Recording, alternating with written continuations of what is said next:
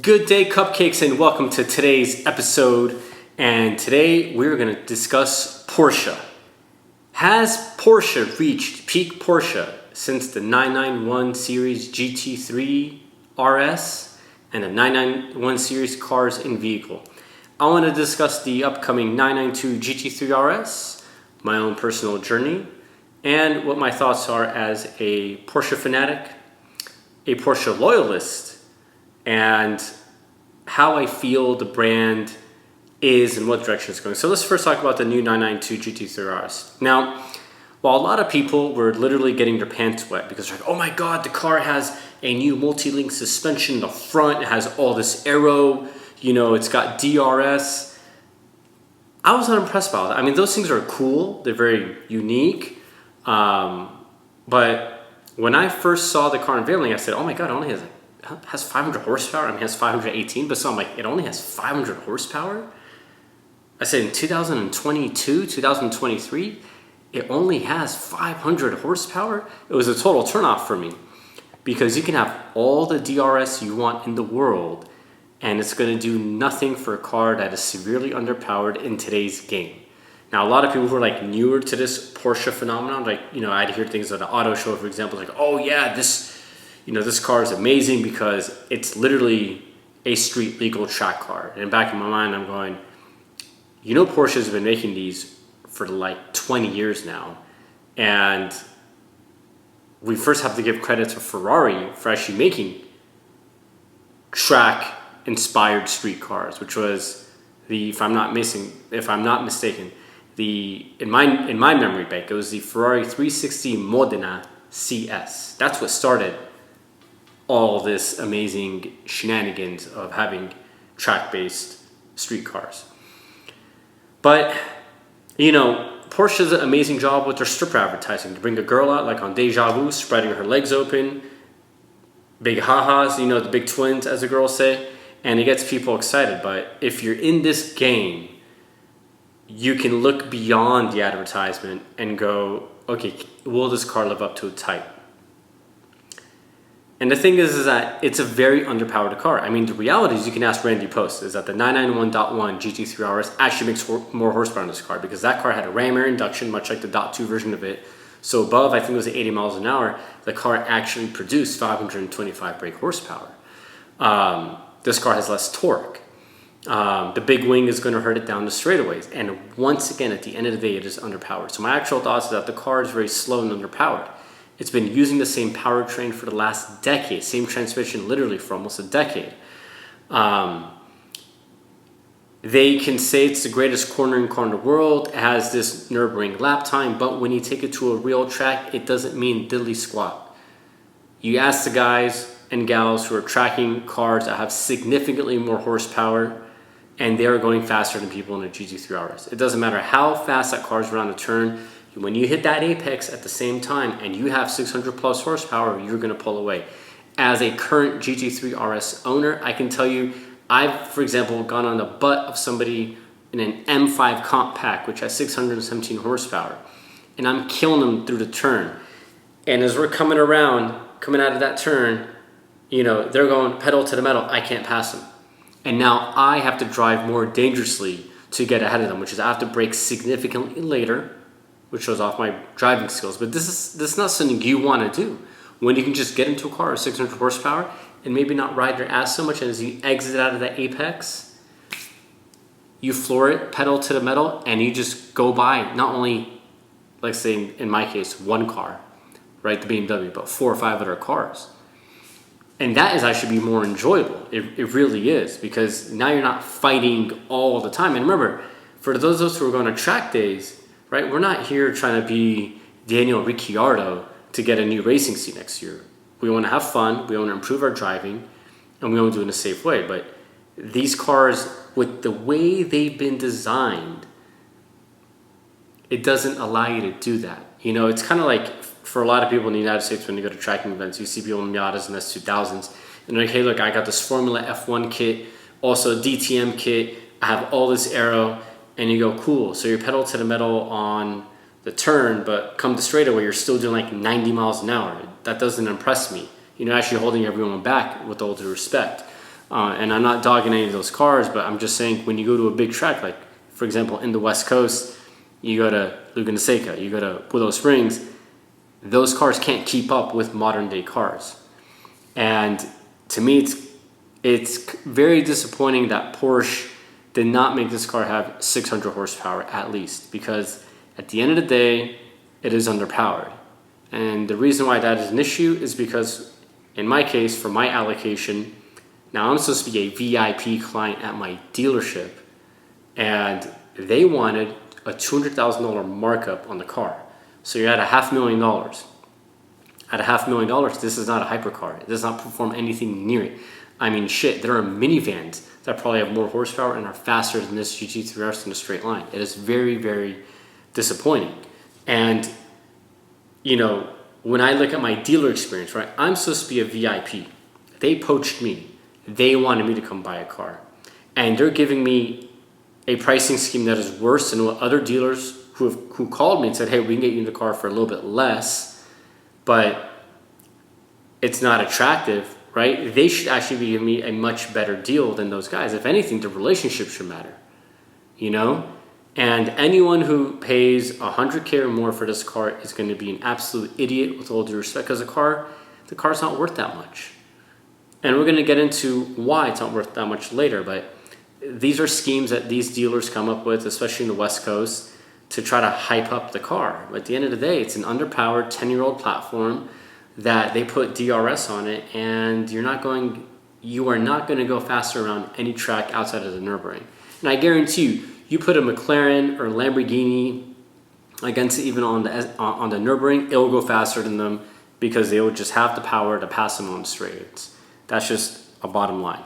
For me, I walked away from my deal because I don't want to get shafted again. On my 991, I got shafted and I didn't appreciate it, and I made a promise myself that if Chick-fil-A can give me better customer service when I go and get chicken sandwiches for my family and my niece and my nephew and my kid and my whole family, like I'm saying, for $7.99, when you're paying this much money for a house, when you're paying this much money for a car, which is equivalent to a house, right? You expect better customer service than Chick-fil-A. And to be given broken promises, you just hit a point where you go, do I want to keep dealing with like ripping out my hair, pulling my teeth, and having this tug-of-war effect with a brand in which they don't give a shit about you as the customer? Now, going back to, did Porsche reach peak Porsche during the 991? I think absolutely. Because the 997, when you looked at the GT3 RSs and the GT2 RSs, the demand wasn't there. A lot of it had to do with the fact that the cars were manual only, so you had a very cool niche crowd buying those cars. And there was a certain hype around the 991, and I'm going to talk specifically about the GT cars.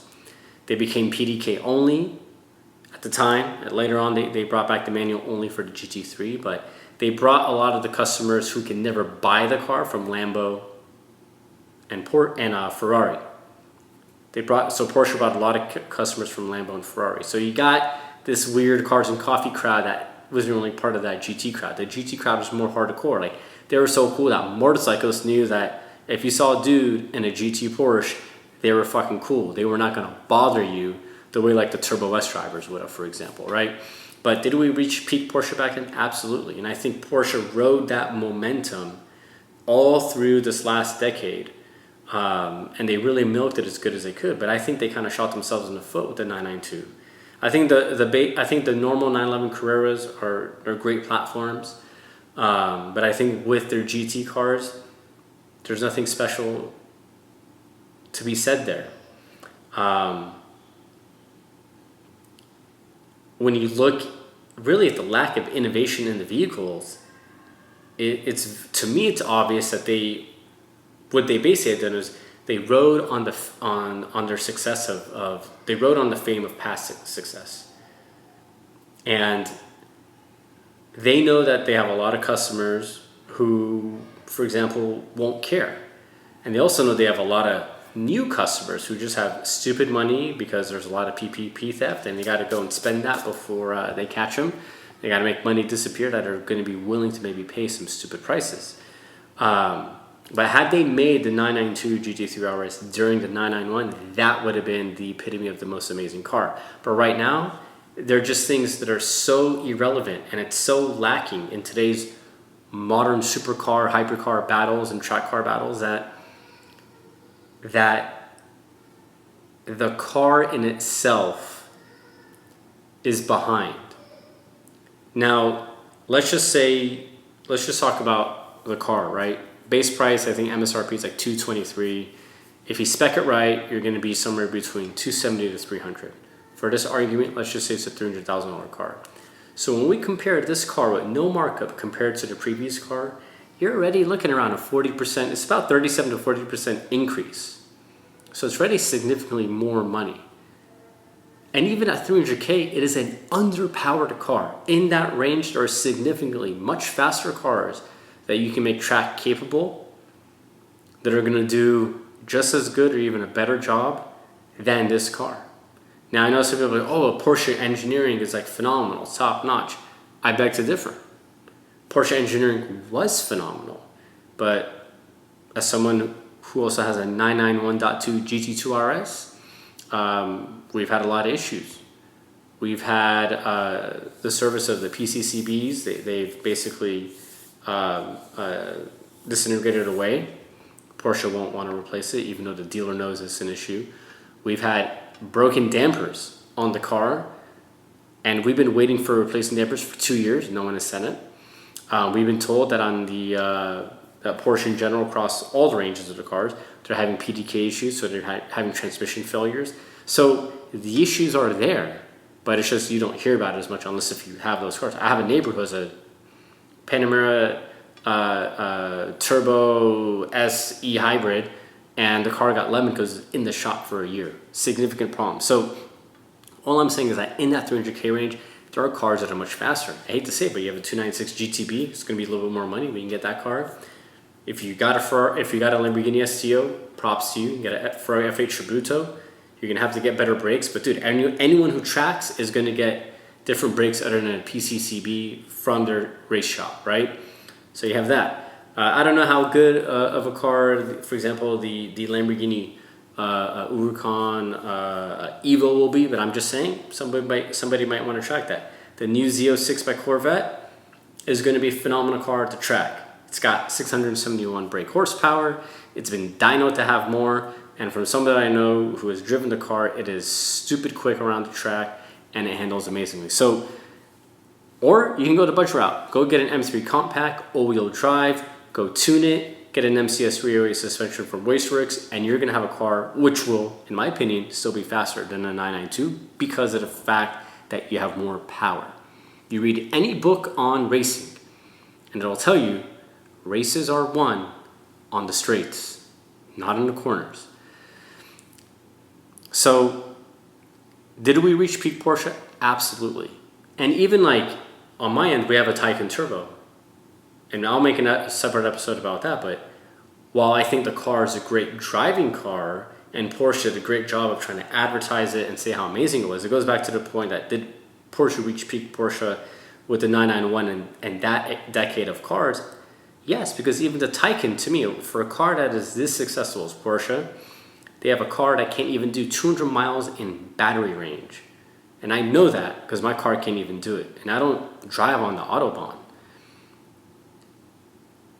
And you have a new car company like Lucid who has their cars going anywhere from 350 to 500 miles, right? So I think their cockiness is going to get the best of them.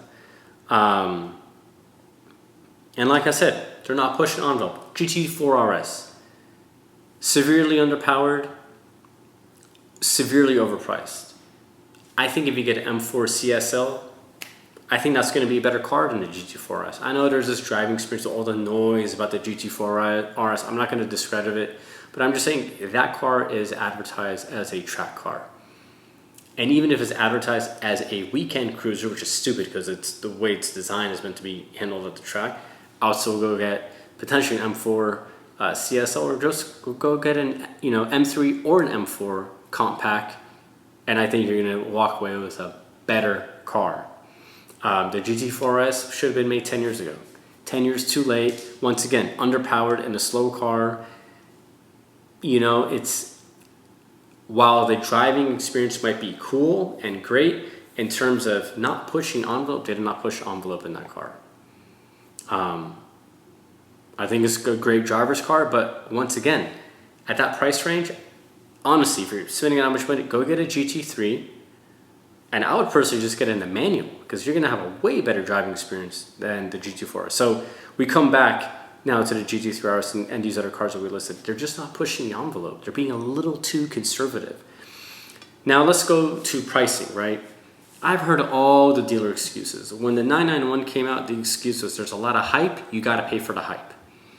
And I knew GMs who had fucked over people personally and not processing their orders because they're trying to sell an allocated order to somebody, which is something you are not allowed to do.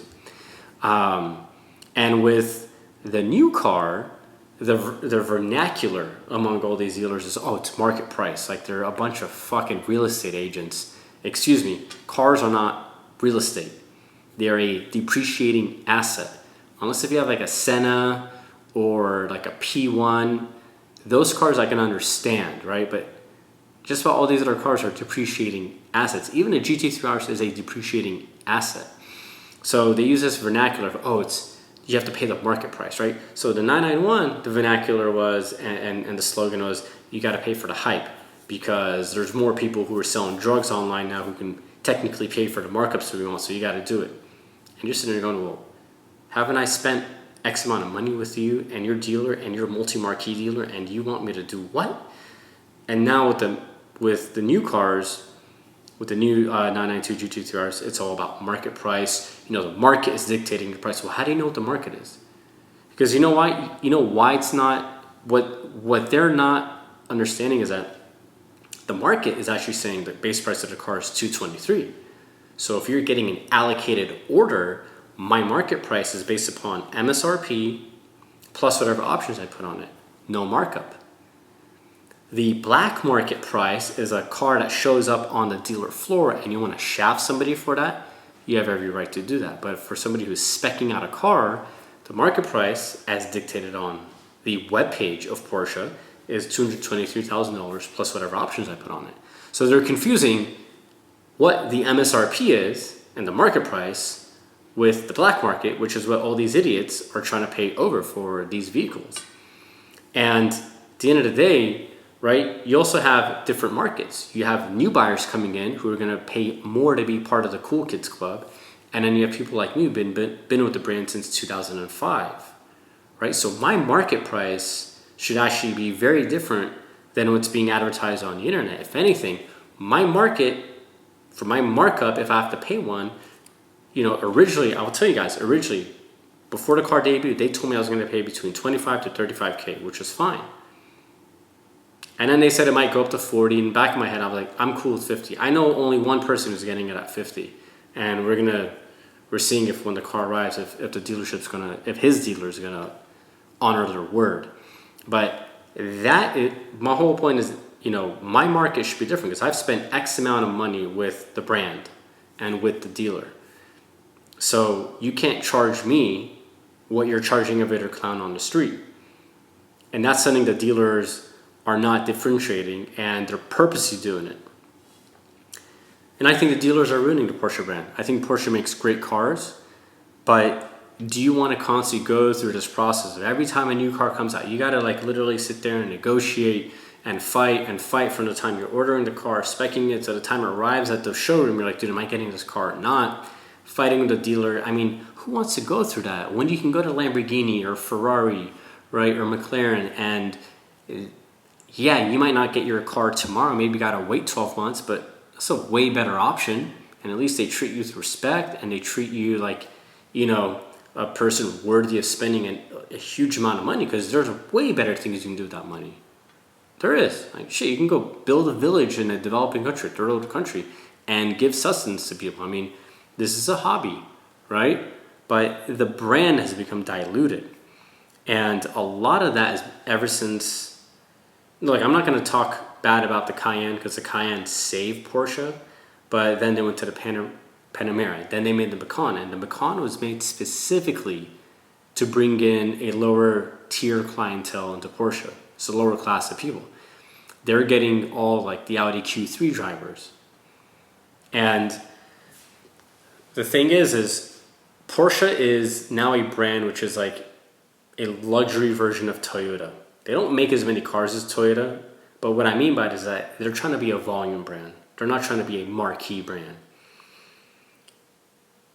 In retrospect, what they really are is like, they're like trying to be a notch above Mercedes and have the mentality of a volume brand like Toyota. And this is ruining the brand. I think what Porsche should be doing is they should make Porsche, which is all their cars other than the 911, and they just have 911 be its own subunit. And maybe even just make 911 dealerships. I think that will be phenomenally better, because you're not going to get this interwoven mixture of two separate classes of people with two very different philosophies and approaches to these vehicles. But the dealers in the United States are ruining the brand. The irony is, if you go to Germany or Italy, there are no markups on these cars. So when you buy cars from the dealers there, because they are not franchised, but they are dealers, there's a history there. They appreciate it.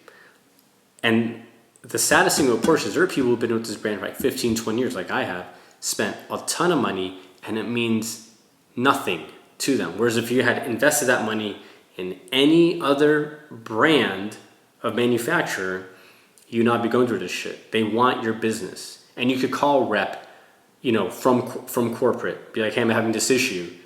And they can make a call and get it resolved. Or they'd be like, hey, how about you go to this other dealer? We're going to take all your credit history and apply it to the new dealer so that you don't go back to square one. They can do that. What Porsche has become is they become Ferrari. Ferrari used to do all this shit and it hurt them. So they've become what they never wanted to become, which is they've become basically the new Ferrari, where you gotta jump through all these hoops, suck a lot of cock, and in the end, get shafted.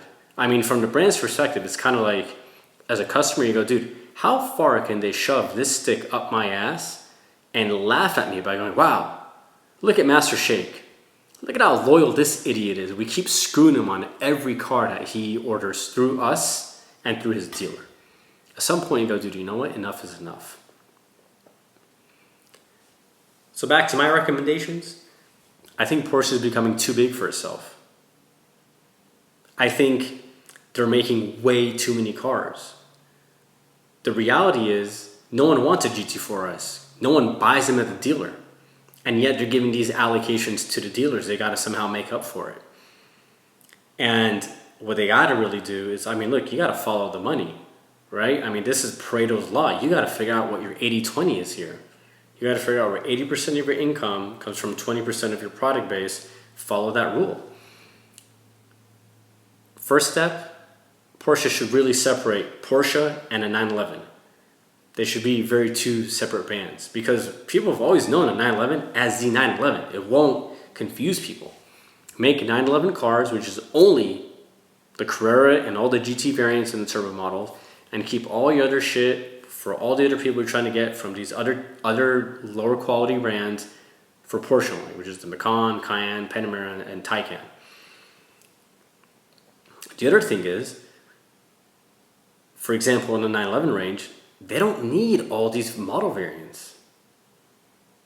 Do they need a Targa? Honestly, do they really need it? I would get rid of the base Carrera. No one buys it. Get rid of it. I would get even rid of the base Carrera 4 model. So all base models, get rid of it. You should only have Carrera S, okay? 4S. They're going to have the convertibles for that, so that's already 4 models right there. I'd get rid of the base turbo. No one buys it, so just keep a Turbo S. And then the amount of money and time and material you save in getting rid of those cars, you can allocate them towards the GT3 RS and GT2 RS, cars that people want to buy. And then don't be this shitstorm with the dealerships. I would get rid of all the base models right now in Porsche because no one buys them. No one really buys base Macans and base Cayennes and base Taycans and base Panameras. Just get rid of them. Save money. Sell the cars that people are buying. You know? Those are some of my recommendations. I would also make a recommendation that when you have people who've been spending a lot of money with you as a brand, you should care a little bit and take notice of it and listen to them and help them out when they're reaching out to you going, hey, my dealer is once again shafting me really hard. They're screwing me over with broken promises. Because if you don't do it, we're going to walk away. You know why? Because this is the thing. Look, when we talk about peak Porsche, when the 997 came out specifically for me, the Dot 2, that was the best car that you could buy for your money. Best bang for your buck. The 997 Dot 2 series cars with all the GT models, the GT3, the GT3 RS, which were identical models, like you couldn't, I had both, you couldn't tell me which one was quicker. They were like literally identical. I could not feel the difference. And the GT2 RS, those cars in particular were the best cars you could buy for the track. Nothing could fucking touch them. No Ferrari, no Lambo back then. Nothing could touch them. They were the best cars. They literally had no competitors. I mean, except for maybe the F40 Scuderia. Like, that was the only other car, but you're talking about back then, it was a massive leap to get into a Scud compared to a 997.2 GT3 RS. Back then, you can get into a 997.2 GT3 RS, I mean, for like 140 to 160. Right? It was very attainable, but no one wanted it because it was a manual. Maybe they should just make manual versions of these cars, but nothing could touch that price range. To beat that car in that price range, you had to go to 300K and above, which was like a Scud, you know?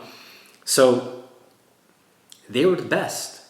And I think the problem is Porsche is riding on that cockiness of being the best going into this new decade. But guess what, Porsche? You are not the best. The Lamborghini STO is fucking spectacular. V10 engine, you know, it's too bad it's an end of an era, but I'm excited to see what they're doing with their V8 twin turbo series program, because that's the engine that they're using in Le Mans. I think Lamborghini is going to go in a phenomenal direction. They're going to have some great cars. But yeah, Porsche, you're not the best. Ferrari has stepped up their game tremendously. I mean, they're actually making some really, really good cars. Now, there's been a lot of debate on the Pista, but like, dude, the Scuderia was an amazing car. The 458 Italia was an amazing car. I think the current 296 GTB, if you get, I think it's the Fiorano pack, which makes it more track ready. Phenomenal car. I mean, I know people who drove it, like, they love it. It is a very, very fun car. McLaren is making very consistent and very great cars. And the cool thing with McLaren is every one of their cars is track capable, which is something Porsche used to do, but you're not seeing it as much as we go forward. So the whole thing is that when you were the best, there's a certain amount of things that you could potentially get away with. But the irony is, when Porsche was the best car to buy, you didn't deal with all this bullshit of haggling and literally just ripping like your sanity apart to get the car. 10 years ago, 12 years ago, it was much easier getting a GT car. No markup, no nothing. You went in, ordered it, waited for the car to come, high-fived your salesman and sales manager, everyone celebrated. But those days are gone. Like I said, we're the new Ferrari. But the problem is Porsche thinks that they are still making the best cars. And they do all the magical advertising in the world to say they're the best. But the reality is, on the street and in real life, that's not the case. I'm going to give one last example. The 992 GT3. So many people bought it, paid stupid money. I don't see them on the track anymore because people got tired of the fact that a dude in a BMW M5 will just blow them on the straight and they can't catch up to them. So I think Porsche really has to figure out how they want to go into the future. Now some people might go, oh, they're going the EV route. I don't believe all the EV stuff. I think they're great cars, but I don't think they're the final solution. If anything, I think they're going to create more damage for us. And with all the misinformation that they're supposed to be the greatest, sorry, Johnny Lieberman, I've seen other work from other scientists who are not being funded by, special interest groups. It doesn't take a lot of common sense to figure out that this actually might be very worse, like much more damaging to our environment. But back to Porsche, I don't think they should go the EV route. I think they got to figure a way to make more power in their cars. I think they got to figure out a way with other manufacturers to sustain an engine and whatever that is powered by, whether it's synthetic fueling, hydrogen, a new type of fuel source. But the bottom line is, I think Porsche, if you ask Randy Post, he'll say this, they've really maxed out that flat six cylinder engine in the GT3 and the 3RS. There's not a whole lot more they can do with it. Now, what I don't understand is why they don't bump it to like 4.2 or 4.5 liters. They have the capacity. My theory is they're going to make a hybrid version of these cars with the .2 or whatever the 992 replacement's going to be. And that's going to fundamentally change the way the car drives. But if that's how they're going to get their power, then great. That's probably going to give them the extra 100 horsepower that they need. But the future Porsche for me right now is in question. The future Porsche, I don't know if in 5 or 10 years they're going to be the it brand to go to. I just don't, because the dealer network is so bad.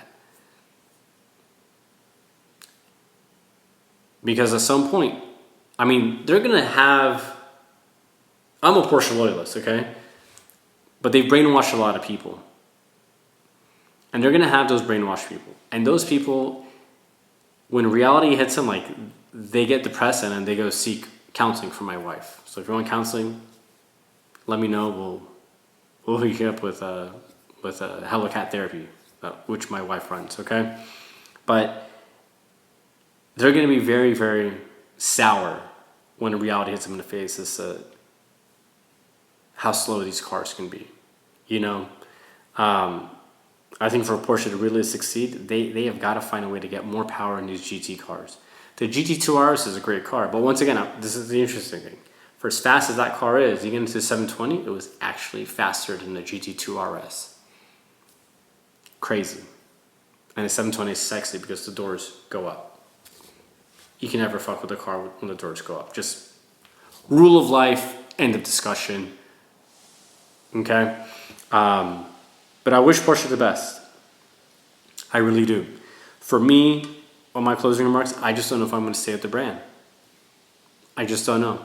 I'm tired of being mistreated, and I want to go somewhere where just like Chick-fil-A or In-N-Out, where you go and you eat there, you feel wonderful. I want that wonderful feeling. And unless if the brand has some dramatic changes with their dealer networks, I think they're going to lose a lot of customers. I think they're going to get a whole new customers that aren't Porsche quality. They're going to get a lot of these people driving base Macans and stuff, which is fine. I'm not dogging those people. But it's like when you look at Lamborghini, right? Lamborghini doesn't want a base Macan driver.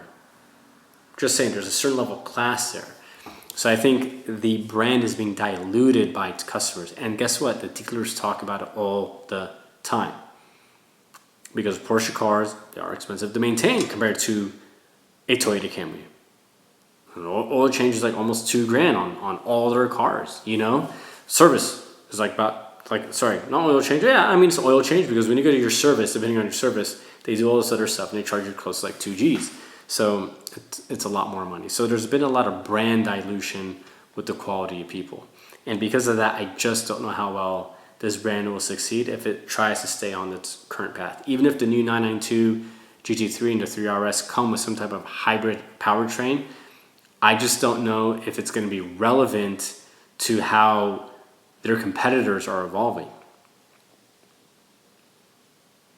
And once again, if they do it and they're successful, but their dealer networks are screwing people over and there are more fun and exciting cars to drive that are cheaper than their cars because of the markups that these stupid dealers are charging, and those dealerships or their competitors are going to treat you better, they're going to lose people. I know 6 people personally who've walked away from Porsche completely. 6. And counting. People are just done. They're going to go somewhere where they want to be appreciated. And if they're going to pay a markup, you know that at least it's going to be honored and they're not going to get shafted. But I know people who've gone through brands where they do not pay a markup at all. Honor the contract, respect it, they say, and we'll respect you. Break it and you get screwed. And this is something that Porsche has to figure out. So the future is really up in the air. I'm I love their cars. I think they make great cars, but what's the point of you know, for example, having wonderful dessert if it's fucking sour and terrible and makes you burn every time you eat it? There's no joy in that, right? So that's the issue right now with these cars. So anyways, we wish them the best of luck, and I'm hopeful that things will change, but I'm also realistic and understand that they may never change in the United States unless if they understand who their GT buyers are and they cater to them, and they make sure that they don't continuously keep getting screwed, because that's going to hurt them in the long run. Because the sad reality is that whoever buys these GT3 RSs, it's going to be a bunch of these fat dudes smoking cigars, going to Cars and Coffee. You will not see these cars at the track, and I think that's really a shame.